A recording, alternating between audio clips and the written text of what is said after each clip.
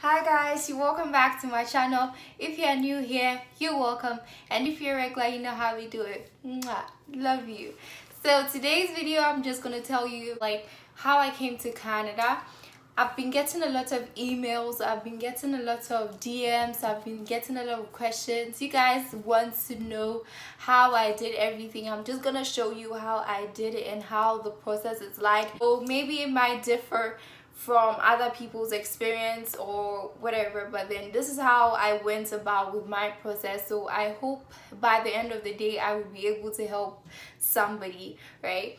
Okay, so in today's video I'm just gonna explain to you how I did it. Okay, so basically the first thing you need to know is that you need to get an official document that shows that you are a citizen of your country, and it's mostly the passport, right? So you need to get a passport. Make sure that your passport has a lot of years, so like it has like 5 years, 2 years. I mean, if you are applying for an undergrad like program, you need like 4 or 5 years, right? Because it takes you like 4 years to complete undergrad, I guess. But then if you are taking maybe a graduate course, you might have like 2 years or 3 years, and that will be okay. So make sure like you renew your passport if it is necessary. If it's not necessary, then you don't need to do it, right?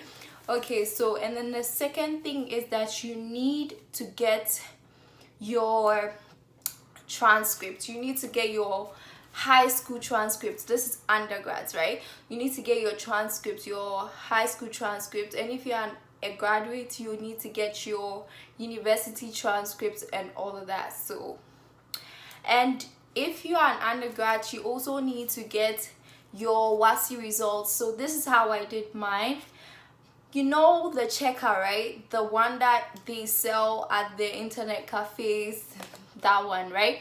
You get that one and then you send it to them. Okay, you send it to them directly because they want to check for themselves.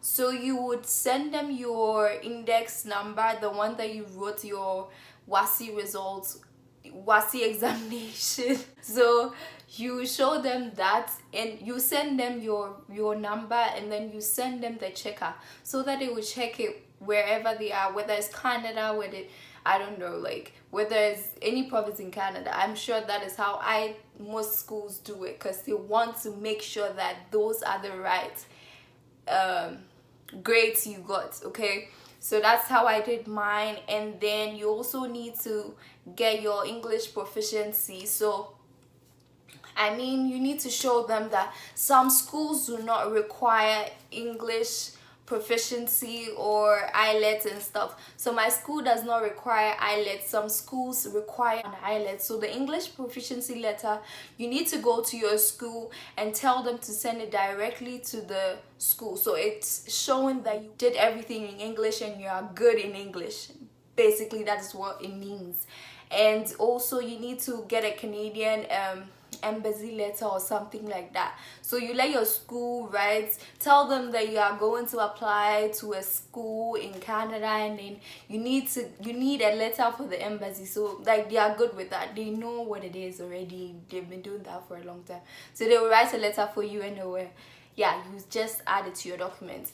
And then after getting all these documents, you just apply to the school. So you just choose from any school in any province in Canada. Like, I mean, these are the basic documents most schools require. The application fee was like $100, and then most schools is within $100 to $200. So you need to like check that one too as well.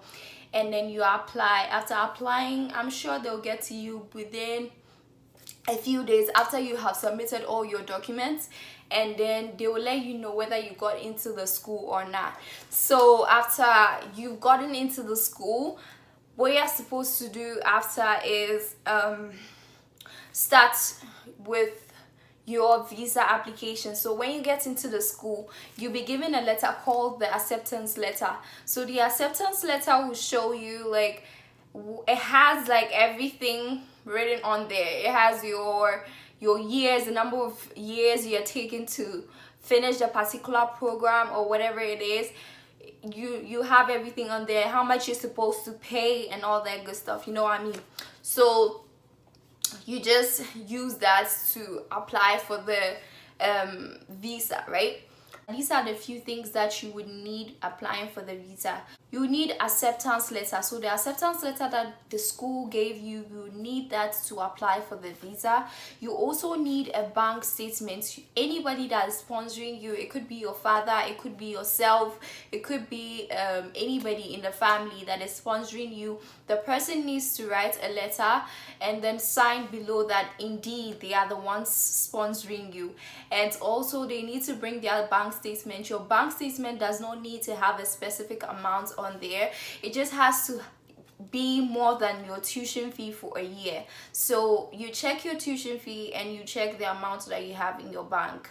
Yeah, and then there should be a bank statement that, or a bank that flows, you know what I mean, like there are transactions, like an active account, okay, so that they will believe that you are actually able to pay that amount, okay.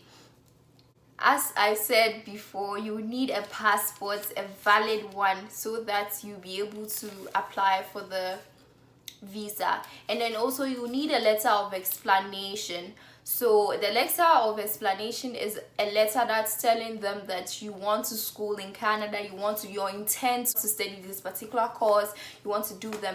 And the letter of explanation, you need to make sure that you prove to them that you would come back to your country right after you are done with your studies. So you need to tell them that, okay, I want to study here, I want to do this, I want to do that. But then after that, you need to show strong ties to Ghana.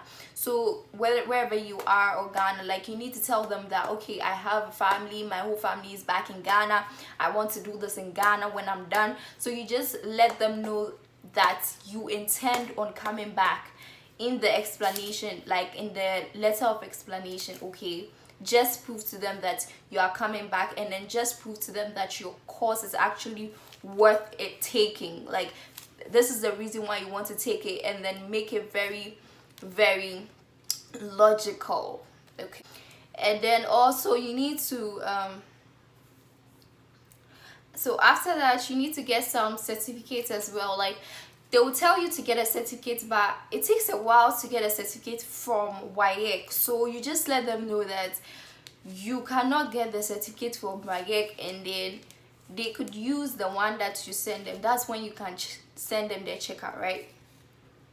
And then if you are doing graduate, I think you need to show them your resume and stuff. I mean, I want to do this for graduate, like undergrads alone, and then I'll do another video for graduates. To apply, you send all that documents to the VAC. It's in Ghana, it's around, I've forgotten the place, but then you send it, or you do it online. You can apply online, or you can do it in person. After you are done with everything, after a month or two, you should get a letter or an email from them saying you should come for your biometrics. So your biometrics are like your fingerprints and stuff. So it's quite easy. You have to go to the place itself, the VAC, and then do all of that. And after a while, they will email you to get your medicals done. And also some people require police reports, but I didn't do that, so I believe it's not that important. But it is on their page that you should get it actually, but I didn't get it, but it worked. But then you need to get it if you are applying alone. Like, if you are doing it on your own, you need to get the police statements. You can walk into any police station and then get that, but then they will tell you to go to headquarters, and then it's in Accra, right?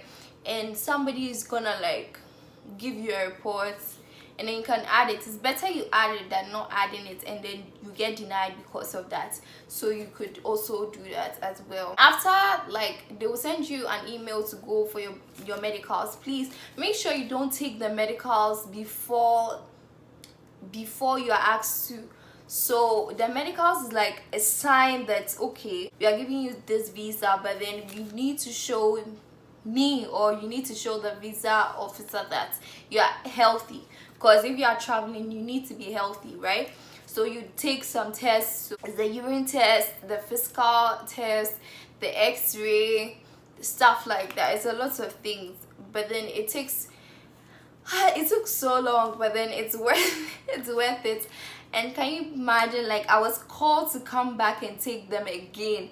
For some reason I was called to come back and it doesn't even happen. I was so scared because I felt like maybe I'm sick or something, but they later told me that they just forgot to take one x-ray or some stuff. You either take your medicals at IOM or you take it at another place. I've forgotten. It's just two places that are certified to take the medicals for Canadian embassy. So they will tell you, they will state the two, just two. So you need to go to either of them. So I think it was like 700 Ghana cedis or less, right? So that is that. I waited for about a good 2 months or 3 months before hearing from them again that I have granted the visa and all that. So it took like 2 months for me to hear from them. So it takes time with applying for Canadian visa, but then it's quite smooth if you provide the right documents and you pray and you stay positive, because it's patience. Like, you will not hear from them for a whole, like, I mean, my time I had like issues because of COVID, because when my biometrics came, like, it told me 30 days, you need to do this in 30 days or else your whole application will be cancelled. And then when I got that letter, that's when like they had shut everything down, like the official lockdown where every store was closed. Like in Accra, when you're going out, you see police around, like everybody was trying to like stay indoors, like everybody was taking this thing serious. That was the time. So like I was so scared that my thing would be cancelled. And then I later received an email that the VAC is closed and stuff. So it was a good thing. And then I was later sent a new one to go and do it when things came back to normal. It wasn't back to normal, but then it was better. So I went for my biometrics, and then I later waited for like about 4 months before going for my medicals. And then after 2 months, I heard from them, and then I started working on my traveling documents and yeah, downloading the ArriveCan app and all that. So I would also, if you want me to like do a video on like pre-departure stuff, or if you are coming to Canada, what you need to know, and then what you have to know and all that good stuff, just let me know. Just let me know, and then I will do that for you. And yeah, let me know if I omitted something. I'm going to put everything that I said, like all the links to everything that I said, down below, like so that you can go check them out for yourself. If you plan on coming this fall, I think it might be too late to apply, but then you can go into like your school's website and check, right? But then you can do for winter right now, like you can do it for the spring semester right now. You can start preparing and all that. Just let me know how, if you've ever applied for Canadian visa before, how it went, or if you want to apply, just let me know down in the comment section. Remember to like, share and subscribe. Okay, I love you all and stay blessed.